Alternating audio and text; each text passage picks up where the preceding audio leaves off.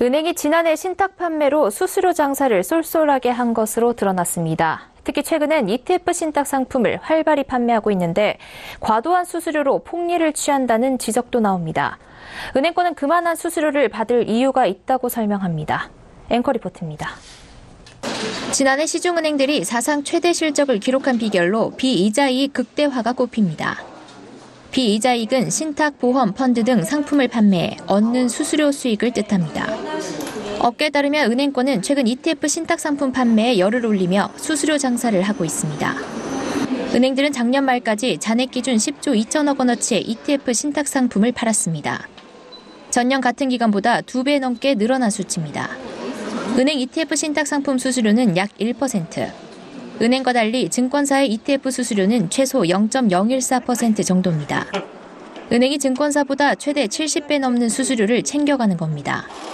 증권업계는 이에 대해 은행이 ETF 신탁 판매를 통해 과도한 수수료 장사를 하고 있다는 비난을 가하고 있습니다.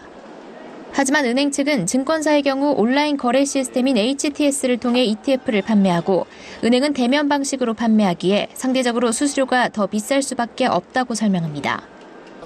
만약에 증권사에서도 저희랑 똑같이 대면으로 하게 되면 수수료는 비슷한 걸로 알고 있습니다. 대면으로 하면 증권사나 은행이나 금융회사는 다 비슷합니다.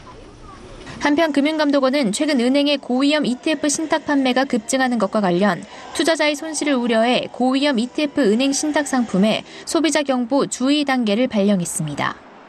최근에 은행에서 이제 좀 레버리지 기능이 있는 상품에 대한 수익성이 좀 높아가지고 판매를 좀 권유하는 측면이 있는데 지금 시장 변동성이 클 경우에 이제 고객의 피해가 이제 확산되는 그런 우려가 있어서 고위험 ETF 신탁이 수익성이 높다는 이유로 일부 은행은 불안전 판매에도 나서고 있다는 지적이 나옵니다.